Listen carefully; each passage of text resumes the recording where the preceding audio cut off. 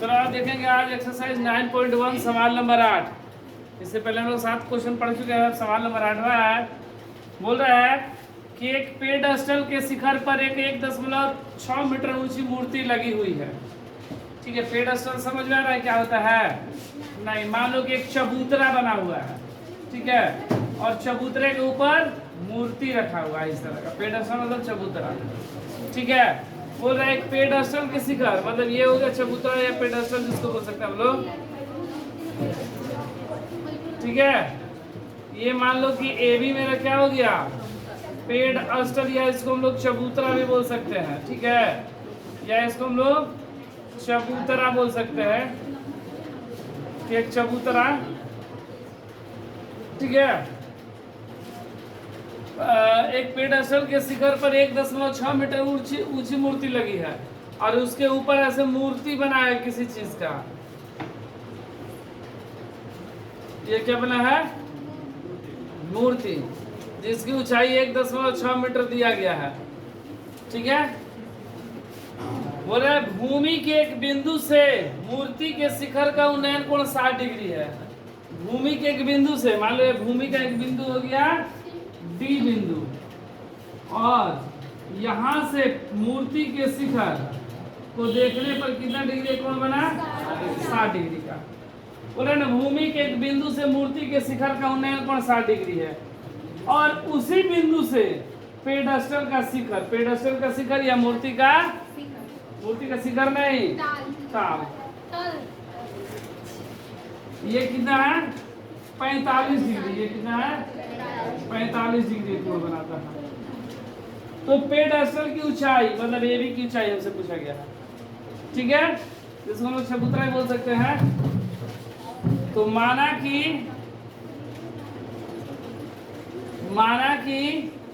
A B एक pedestal या चबूतरा है जिसके ऊपर मूर्ति लगी हुई है 1.6 मीटर ना।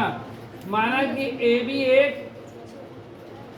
पेडस्टल, ब्रैकेट में लोग चबूतरा भी लिख सकते हैं,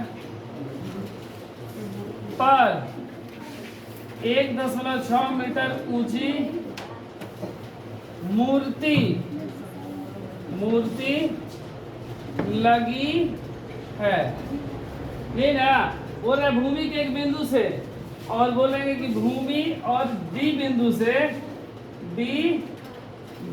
से मूर्ति के शिखर का उन्नयन कोण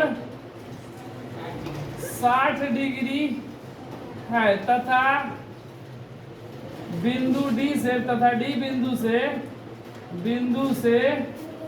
पेडस्टल के शिखर ना, पेडस्टल के शिखर का उन्नयन कोण 45 डिग्री है। ये हमको दिया गया है। तो देखो एक बार ले लेंगे त्रिभुज ए बी डी। कौन सा? ABD। त्रिभुज ए बी डी में हमको क्या निकालना है? लंब निकालना है, यही ना। ए बी आधार हमको नहीं पता है, क्या होगा? tan 45 बराबर कितना हो जाएगा? ए बी बटा में बी डी, लंब बटा में आधार। tan 45 का मान 1 ना, तो ए बी बटा में तीसरी गुणा, तो ए बी बराबर बी डी। ठीक है, समीकरण 1 हो गया, ठीक है। अब एक बार ले लेंगे त्रिभुज सी बी डी। त्रिभुज सी बी डी में tan 60 डिग्री बराबर लंब मेरा कितना? BC, कोण के सामने एक भुजा लंब ना, तो BC बटा में आधार कितना? BD। tan 60 का मान कितना होता है? √3। अच्छा, BC को हम लोग क्या लिख सकते हैं, या फिलहाल BC ही रहने दे रहे हैं, तिरछी गुणा, तो BC बराबर √3 BD। ठीक है, BC बराबर क्या है? √3 BD। अब देखो BC को हम लोग क्या लिखेंगे, ये चीज यहाँ पर भी लिख दे रहे हैं फिर से। BC बराबर √3 BD।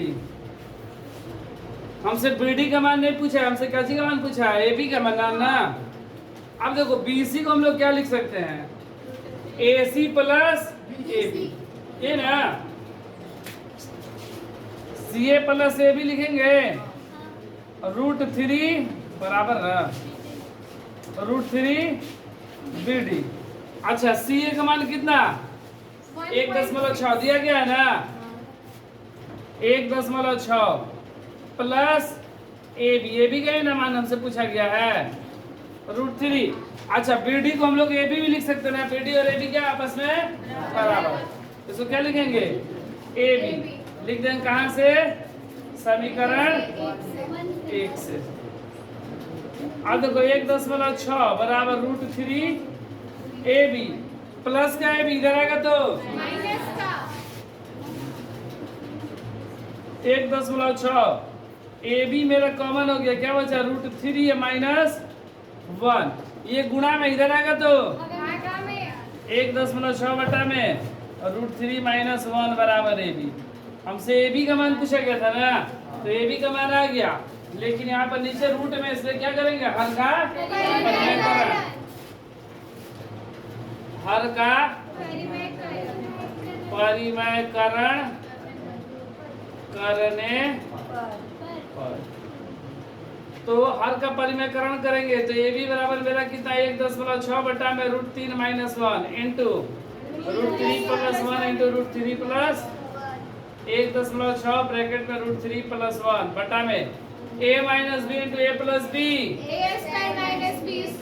तो √3 का स्क्वायर -1 का स्क्वायर, 1.6 √3 + 1, √3 का स्क्वायर -1, 1.6 √3 + 1, 3 में से क्या कट गया, 0.8 बार में 0.8 इंटू √3 + 1 मीटर।